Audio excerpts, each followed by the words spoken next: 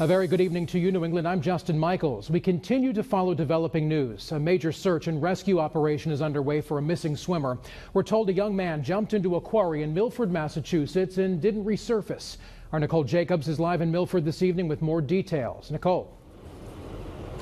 A discovery inside a Lawrence, Massachusetts apartment brought out the police, fire, even the bomb squad was there.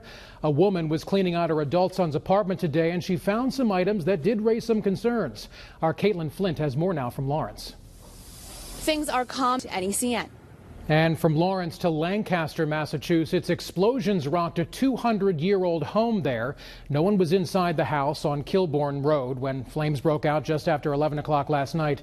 But neighbors caught the dramatic flames on their cell phones, of course. There were 12 oxygen tanks inside that house. Now, the owner's daughter alerted firefighters about those tanks, so firefighters did not go in. At that point, firefighters rescued 2 dogs inside, and they were giving one of them oxygen. Crews worked into the afternoon putting out hot spots. The cause of that fire is right now under investigation. A Boston police officer who was on administrative leave has now been arrested. Officer Patrick Donovan is accused of using a police vehicle without proper authority. Now, Donovan has been on administrative leave for nearly a year after criminal larceny charges were brought against him by the department. A Boston police spokesperson says the department has been working to terminate Donovan's employment ever since. Rhode Island State Police say a Central Falls man was driving drunk with his 4-year-old son in the car when they pulled him over last night. Troopers say Aramis Velis failed field sobriety tests. Breath tests resulted in a blood alcohol content as high as 0.113%. Velis was arrested. His son has been released to a family member. Troopers say the boy was not properly restrained in that car as well.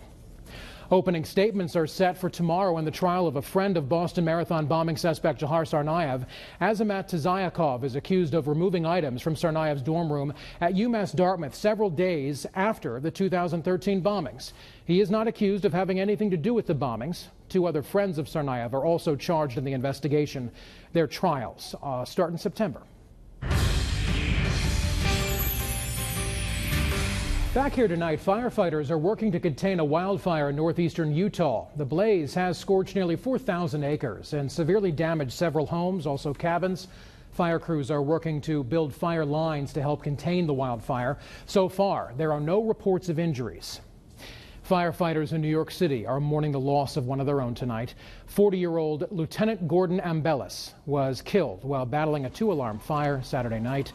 14-year veteran of the FDNY was searching a 19th floor apartment when he got trapped in that fire. Tonight, this is the FDNY's first line of duty death in more than 2 years. And more tragic news from first responders. A police officer in Gary, Indiana was shot and killed in his patrol car this morning. Today also happens to be his birthday. The officer was found after someone called police and reported an officer bleeding in his car. Investigators don't know why he was shot, but they are looking for suspects. Patrolman Jeffrey Westerfield was a 19-year veteran of the Gary, Indiana Police Force. He had 4 daughters and was engaged to be married. He is the first Gary police officer killed while on duty in 16 years. Officer Jeffrey Westerfield was 47 years old. In other news, there are some new travel regulations for airline passengers traveling to the United States. The TSA is now requiring passengers at some overseas airports that offer U.S.-bound flights to power on their electronic devices. U.S. intelligence officials are concerned about new al-Qaeda efforts to produce a bomb that would go undetected through airport security. TSA is not disclosing which airports will be conducting these additional screenings. Also overseas, a Palestinian-American teenager visiting Jerusalem was released from police custody today. Israeli police were caught on video beating the 15-year-old boy, sparking outrage in the region where tensions are already on the rise. Ayman Mouldin has the latest now from Jerusalem. Ayman Mouldin, NBC News, Jerusalem. Pro-Russian separatists in East Ukraine are regrouping in the city of Donetsk after government forces drove them out of their stronghold in Sloviansk. The rebels are vowing to renew their fight against the government in Kiev. One rebel said, quote, "The war is just starting." Meanwhile, thousands of residents rallied in the city center of Donetsk today to show support for the pro-Russian separatists. All right, let's talk about the forecast now. Tim, you know what? You, my friend, are probably among some of the favorite people in New England right now because all you have is good news for us. Well, I think I'm going to change it up a little bit here. It's July 6th, and for the last time until maybe late September, I'm going to mention snow in New England. There are two tiny, Did you just say the S word on TV? patches of snow I think you just left said the S word. from the winter in New England. Here they are. And in other sports news, the running of the bulls kicked off in Pamplona, Spain today. Thousands packed the town square to watch the start of the annual 9-day festival. And during that festival, thousands of people, of course, run down historic streets, chased by bulls. Of course they're chased by bulls. First run takes place tomorrow. Each year the festival attracts thousands of tourists from around the world. The pageantry today, the blood tomorrow. Yes. Have you ever been there? No. You? On my bucket list. Oh, yeah. Bucket Someday. list.